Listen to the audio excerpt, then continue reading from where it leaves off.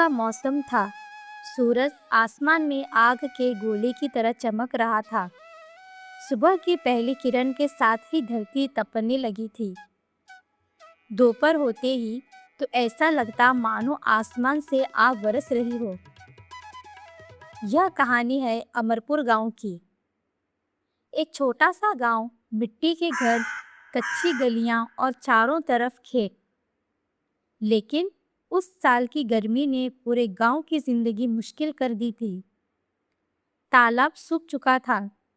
कुओं का पानी भी बहुत नीचे चला गया था। गांव के लोग हर दिन एक ही बात कहते, हे भगवान, यह गर्मी कब खत्म होगी। सुबह सुबह गांव की औरतें पानी लेने निकलती। उनके सिर पर घड़े होते और पैरों के नीचे तपती मिट्टी। उनमें राधा और गौरी भी थी। गौरी ने थके हुए स्वर में कहा, अब तो पानी के लिए आधा कोस चलना पड़ता है। अगर ऐसे ही गर्मी रही तो गांव छोड़ना पड़ेगा। दोनों चुपचाप चलती रहीं। उनकी सांसें तेज चल रही थी। गर्मी सच में बहुत ज्यादा थी। गांव के बच्चे भी बहुत परेशान थे। दोपहर में पूरा गांव सूना हो जाता। न खेलना, न हंसी, बस गर्म हवा और शोर। गांव का लड़का छोटू अपने दोस्त से बोला, काश कहीं ठंडा पानी मिल जाता। उसका दोस्त बोला, पहले तो तालाब में नहाते थे, अब वहाँ मिट्टी ही मिट्टी है। गर्मी का असर जानवरों पर भी पड़ रहा था। गांव की गायें पानी के लिए इधर उधर भटकती। चरवाहा मंगलू उन्हें लेकर दूध तक जाता, लेकिन कहीं भी पानी नहीं मिलता। एक दिन उसने थककर आसमान की तरफ देखा।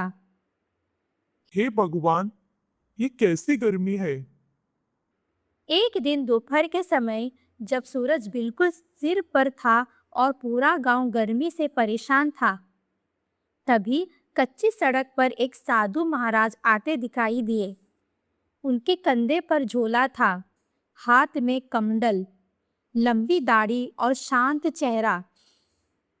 इतनी गर्मी के बावजूद उनके चेहरे पर थकान नहीं थी।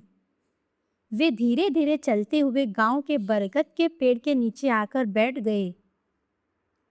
गांव के लोग उनके पास इकट्ठा हो गए।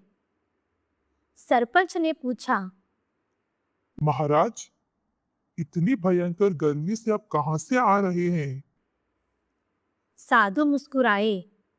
बेटा, मैं कई दिनों से रास्ते में ही हूँ। उन्होंने चारों तरफ देखा। सूखा तालाब, थके हुए लोग, प्यासे जानवर। साधु ने धीरे से कहा, यह गांव बहुत परेशान है। साधु महाराज ने पूछा, यहाँ पानी कहाँ से मिलता है। सरपंच ने दुखी होकर कहा, पहले तालाब था, लेकिन अब सूखा पड़ गया है। साधु कुछ देर चुप रहे, फिर बोले, इस गांव में पानी है, लेकिन तुम लोगों को दिखाई नहीं दे रहा है। गांव वाले हैरान रह गए। लोग आसपास की बातें करने लगे। अगर पानी है तो कहाँ है? साधु बोले। पुरानी मंदिर के पीछे एक जमीन में। सब लोग चौंक गए, क्योंकि वह जगह कई सालों से खाली पड़ी थी। अगले दिन सुबह गांव के लोग वहां पहुंचे। सूरज निकलते ही गर्मी शुरू हो गई थी। फिर भी सब लोग फावड़े और कुदाल लेकर मिट्टी खोदने लगे। घंटों तक खुदाई होती रही। गर्मी इतनी ज्यादा थी कि लोग बार बार पसीना पोंछते, लेकिन वे रुके नहीं थे। अचानक मिट्टी के अंदर से गीली मिट्टी दिखाई देने लगी। लोग हैरान हो गए। कुछ देर बाद जमीन से पानी की पतली धारा निकलने लगी। गांव वाले खुशी से चिल्ला उठे। पानी, पानी। धीरे धीरे वहां एक छोटा सा कुआं बन गया। अब गांव वालों को पानी मिलने लगा। गाय बकरियां भी पानी पीने लगी। गांव में खुशी फैल गई।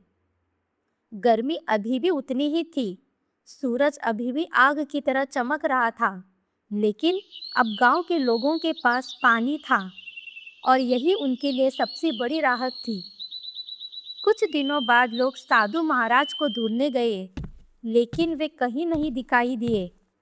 कोई नहीं जानता था कि वे कहाँ चले गए।